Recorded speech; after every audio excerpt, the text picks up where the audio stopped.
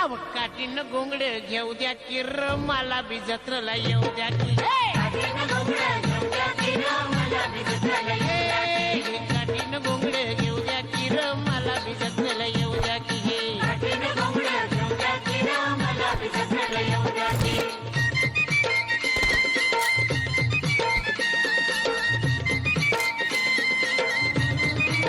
सालाय माथ्यावर सालाय माथ्यावर भर दुपार झाली बघ भर दुपार झाली म्हणजे गोट महालावर मी सोडून नागर